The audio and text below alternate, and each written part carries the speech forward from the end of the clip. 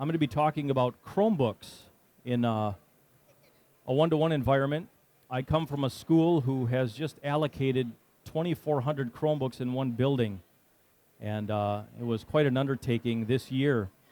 If you have a Twitter account you want to follow, I tweet out a lot of stuff about our one-to-one, different educational things. And if you want a copy of this presentation, you can actually go to that link and get this presentation. My name is Michael Jaber, and I am from the Fond du Lac School District in Wisconsin. Just to give you an idea, Wisconsin, we are located basically southeast in the state. As I had mentioned, 2,400 devices were allocated at the high school, and we learned a lot this year. How many of you are Google Apps schools or districts? Google Apps districts. Okay. That is one piece of the puzzle. When you are going to possibly think of going with Chromebooks, that's one piece that I think is really important. You should be a Google Apps school or district. How many of you have Chromebooks? Any of you? Okay. Awesome. This was out on a Twitter feed, and I thought this was kind of interesting. And I know I'm going against all the rules of presenting when you put a bunch of text on the screen. But I just wanted you to read this because I think this really holds a lot of power. And I won't read it to you. I'll let you read it. But this is something that is really important because in our school this past year, going to Chromebooks, the whole environment changed. At the beginning of the year, the students hated collaborating. They were just like, they weren't used to it. They didn't want to work with other people. And I'll tell you what, by the end of the school year, if we weren't doing something that was collaboration, they hated it. So they wanted to collaborate towards the end of the year. So it's a major progression as you start the school year, harnessing the power of Google Apps and Chromebooks. And then by the end of the year, there's a major transformation that takes place with the students. I think you need to understand what a Chromebook is. This is a mistake that we made rolling this out. We didn't really sit the students down and tell them what a Chromebook is. This is all a Chromebook is. It's an internet in a shell. That's the way I tell people. It's an internet in a shell. You can't download software. You can't do anything like that. It's just a pathway to the internet. In our school district, we kind of dubbed it this. It's the creation station. That's what we call it, the creation station. So what we need to do for next year is the incoming freshmen at the high school, we're going to sit them down and we're going to tell them, do not compare this device to your laptop at home or your desktop at home. And because we didn't do that this year, the students right out of the gates were like, oh, this thing doesn't do anything. Oh, yes, it does. It just doesn't do what you're probably used to doing at home with your, your gaming stuff and, whatever else you're doing. It's not about that. It's what you can do with this device in the educational institution that you're in. And for us, anything that we needed to do, it allowed us to do. Got to our SIS system, Student Information System. We have an LMS, a Learning Management System. We can get to that through here. We can get to our Google Apps accounts and everything that's stored in the cloud. That's what we needed to do. That's what this device did. Plus, the price point on this device right now is unbelievable, and it's basically unmatched. This is what we learned, and I think this is really important for schools that are thinking of going one-to-one, or if you're in the process. I have broken this down into 3 pillars because each one of these parts plays a major role in your success. The first part, behind the scenes, is the infrastructure. These are the IT people behind the scenes. They talk a different language than I do, that I don't understand. But they do all the bandwidth and the switches and the access points and things like that. In our building, we have 122 access points. Every classroom has an access point, and when we have access points out in the hallways, because once you get a bunch of students on an access point, there is a chance, as you've experienced probably in this building, you're going to get bounced off. And so we wanted to make sure that this part of the puzzle wasn't the sticking point in our rollout. We wanted to make sure it was flawless from the infrastructure standpoint. So obviously, we updated our network, we put a bunch of wireless access points in, and right now we're running a gig of bandwidth. So I don't know what your situation is with bandwidth, but we are at a gig bandwidth. Again, we have 2,400 students in our high school, and we have not had any issues from the IT side at all. Nothing at all. This is another huge piece. And what you have to do is, it doesn't matter what device you have, what you give students, what you give teachers. If they don't know how to use it, it is going to become a very expensive paperweight. And so this is something that my team, which is I'm an instructional tech person that it's a coach that helps teachers integrate this. We went around and we actually interviewed every teacher 612. And we wanted to get a skill set, a baseline skill set of where they were, because we needed a starting point for them. We said, hey, how are you with Google Apps? You know, are you okay with mail? Can you filter mail? You know, how are you in Drive and in your docs? You know, can you set folders up? Can you share folders? We wanted to get an idea where they stood. We talked about our learning management system as well. How well, you know, do they have a web presence? Do they not? And we took all this information in on each one of our teachers, and we created an ITP, individualized tech plan for them. And so we set goals for them, and we said, okay, you are right here. Let's set a goal to get you here in a month or 2 months. We'll work with you. And this is something, too, that what we found out is we would hold morning sessions and after-school sessions, large group sessions that, you know, they could, it was not mandatory, it was voluntary. They could come in. And here's what we found, because you had so many different levels of skill set coming in, that the people who are real low-level teachers that didn't use technology a lot, they would sit in there like this.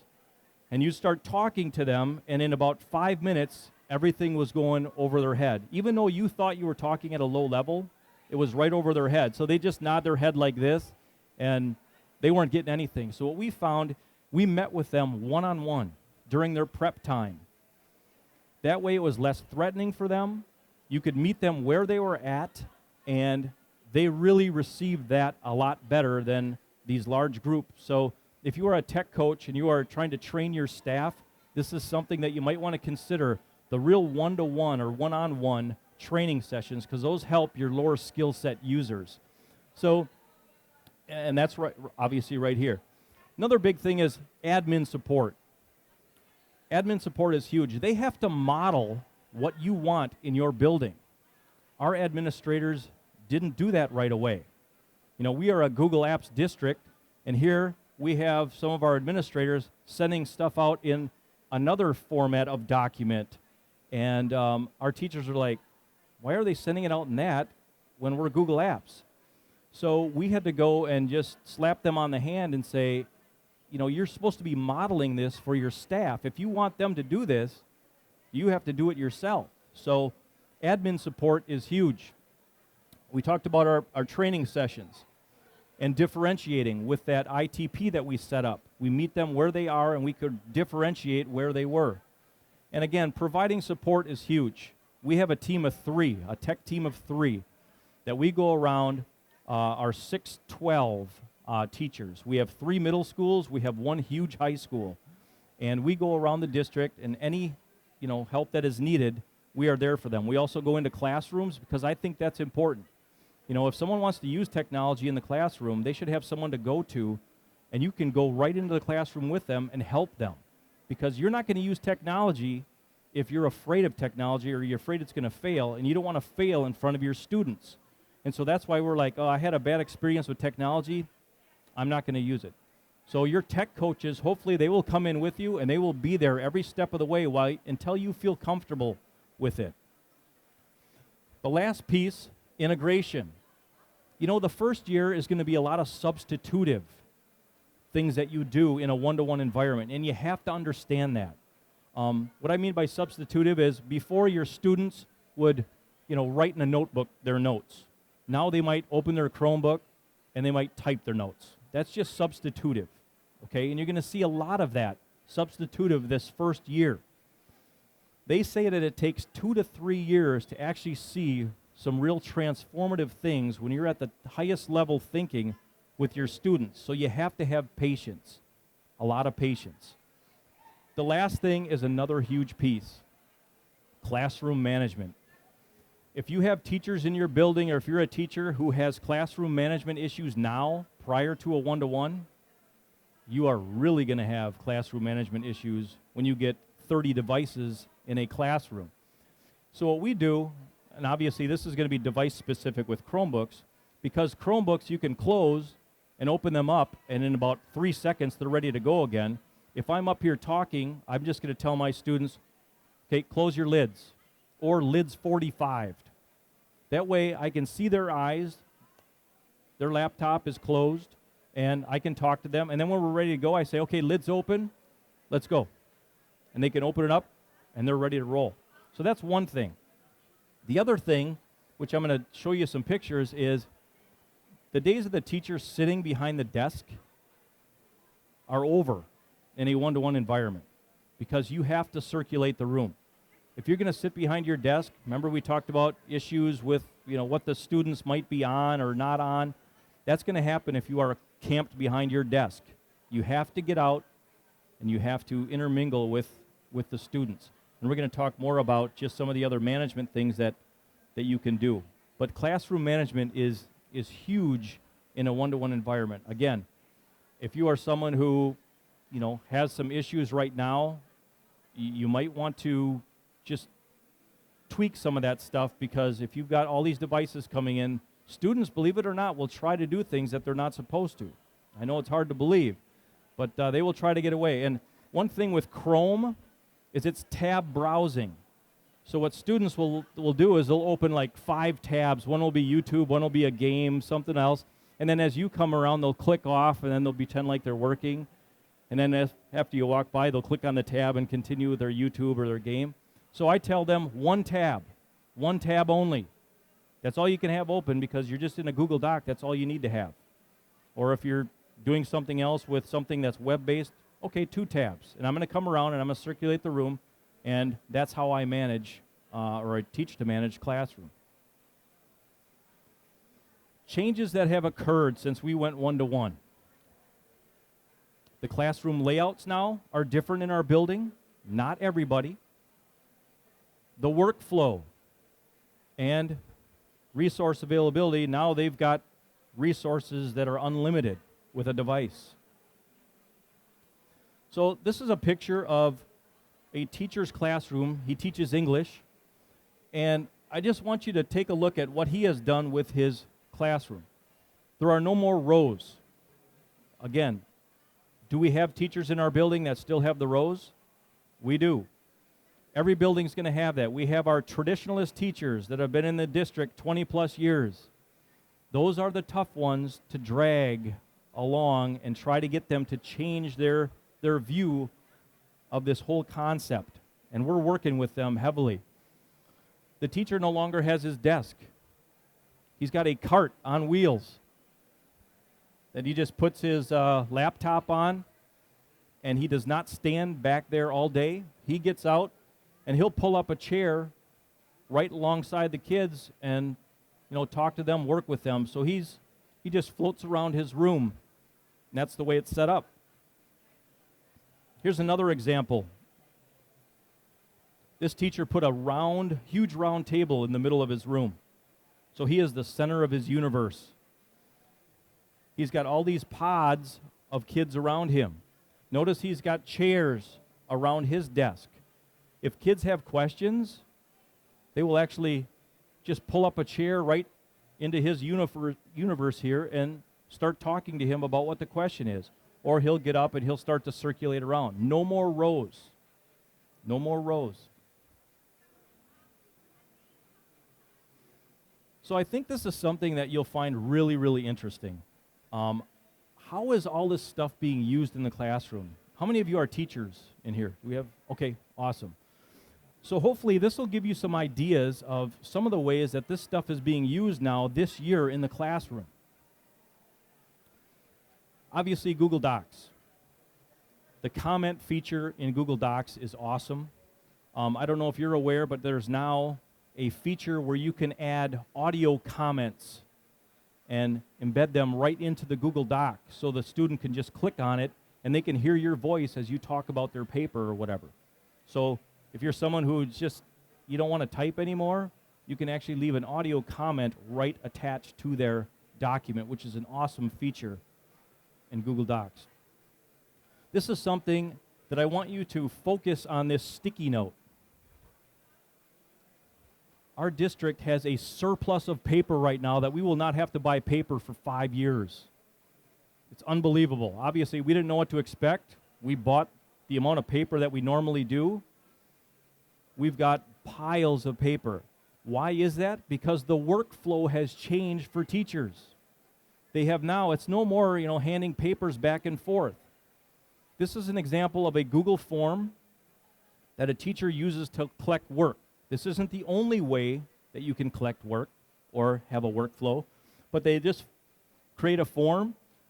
They put the information that they want to extract from the student into this form, and the form, they can even either share the link to the form with the student, or they can embed it into our LMS, so it'll be right on the page so the students can actually fill it out. They could email it to them if they wanted. And so once they get this form and they fill it out, on the teacher side, in the spreadsheet, this is what the teacher sees. It's got all of this stuff that was extracted from the form, plus this link. Now, if I'm a teacher and I click on that link, it's going to take me right to their document. I just go in, I can comment, I can audio comment, whatever I want to do. It updates in their document in real time, so there's no printing at all. 4,500 sheets of paper. We just took a data crunch the middle of May, and that's 2,400 kids, 4,500 sheets of paper. That's less than 2 sheets were printed by our kids this year. That's huge. And that is something, if you're a financial person in here for your district, your eyes should be lighting up, because the money savings alone in paper is unbelievable. This is just more teacher examples of a form that was used. This form was used a little bit differently. They had their students fill out the form, and then they actually embedded the spreadsheet right next to it on the LMS site, on their web page. And they could see in real time this populate, because they wanted them to pick an article for English, and they didn't want any duplicates. So students couldn't take someone else's article, so they wanted this flowing in real time so you could go on and say, oh, that article I want is taken already. I have to go to a different one. And so this is another way just an English teacher used it, with a live spreadsheet also running with the form. This is something that is really cool.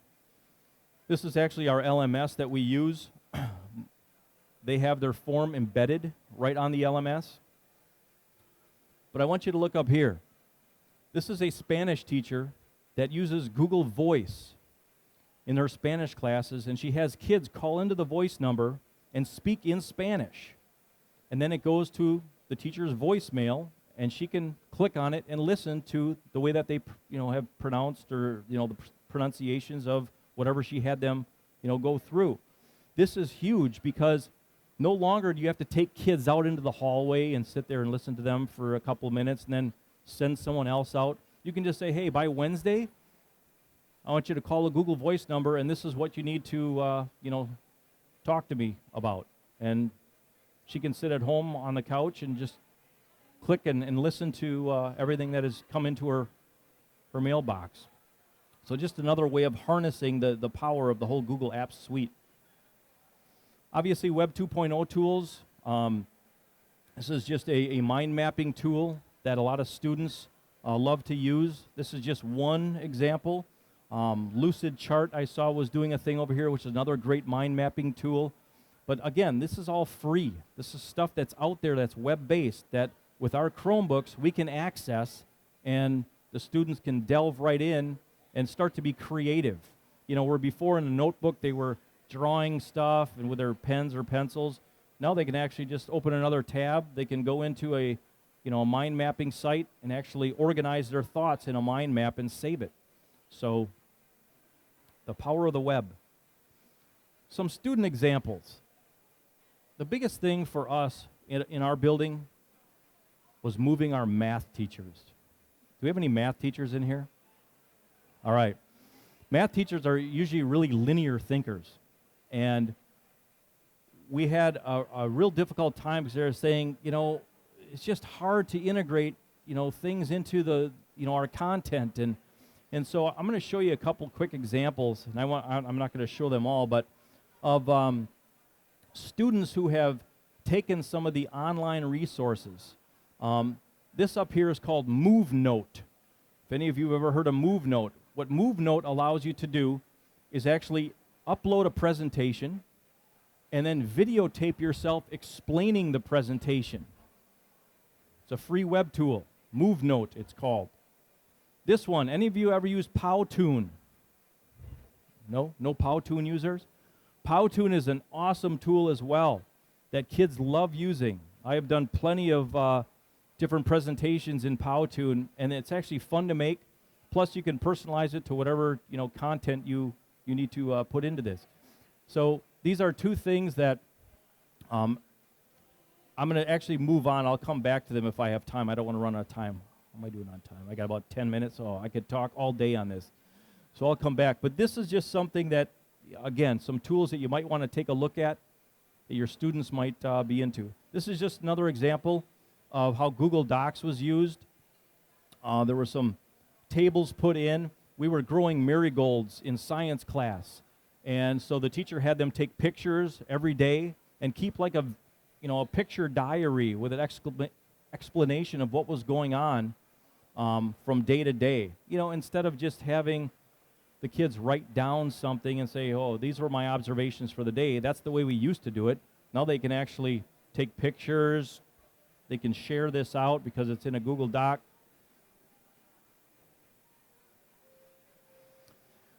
This is one of the biggest pieces, I think, because one of the questions that we get all the time is, okay, what impact is this making? There's not a lot of research out there right now, especially with Chromebooks. What's going to happen? How has teaching changed? What are the results? That's the question that we always get. And so I am happy to report that I met with someone last week, Thursday, who did a study on our one-to-one. It's a local college that when we talked about rolling this out, they said, hey, this is something that we want to get involved with because we are interested in seeing if the climate has changed in your building. And so we did a pre-one-to-one environment and obviously a post-one-to-one environment. These are some of the things that they did. This study was a longitudinal design. There were 3 waves of data. We did a baseline wave, which was back in May of last year, prior to our one-to-one. We did another wave in January of this year, and we just completed wave 2. So we had 3 waves of data. 1 was a baseline. This is what was going on. The instructor and class were selected at random. We wanted a random sample to take away any bias in this study. 75 hours of class observation, that's at each level. Okay, so 75 hours, we're at baseline, 75 wave 1, 75 wave 2. So 15% sample of all classes that we offer at the high school. The model that we use is called the ICOT. What is the ICOT? It's a computer-based rubric designed to help observers assess the nature and extent of technology integration. It comes right from the ISTE website. It's something that ISTE is tied to. It's a method for recording 21st century skills. There's something called nets that fall under the ICOT. And nets, the one that we used was the student nets. There are 24 different things that are measured under the student nets. And again, the nets means National Education Technology Standards. So they're like standards for technology. And what was measured was either the presence or absence of the skill, not the duration of use. So either something was present or something it was not present. We use the older model. I think there's like a 2.0 model that we used last year because that's the only one that was out. Now there's a 3.0 model, but we stayed with the 2.0 model just to keep consistent with the other data points that we collected. Now I know this is probably talking a different language here, and I'm just going to summarize this as best I can. So between groups, one way, ANOVA, which is analysis of variance, they're looking for something that's a statistically significant movement or gain. And what I'm going to do is I'm going to show you that this is baseline right here. This is January, which is wave 1. This is wave 2. So you can see between prior to our 1-to-1 and this wave 1, which was in January, something happened. And to try to explain what happened, and I know this is probably kind of much, but this first one was the baseline. What this measures is across the bottom here, these are the nets. Now there's supposed to be 24 of these, but you know what? We only met as a school 16 of them. There were only 16 observed, so that's why there's 16 there. So this shows all the nets.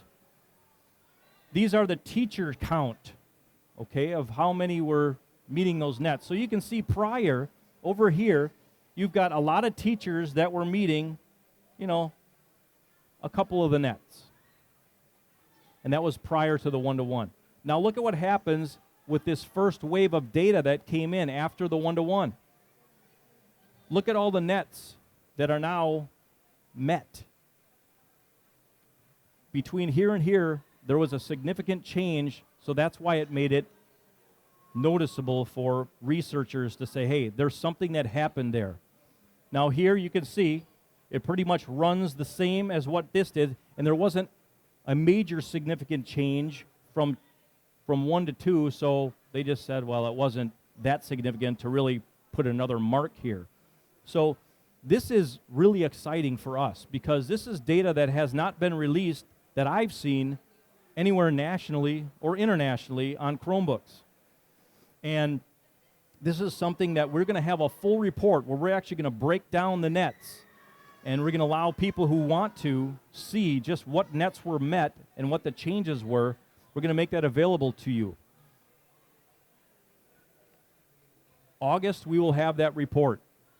So if any of you or any of your districts are interested in having this report, this is going to be a really big report, email me, because I will make sure that we put you on the list, and I will send that report to you, and you can use that in your district as well.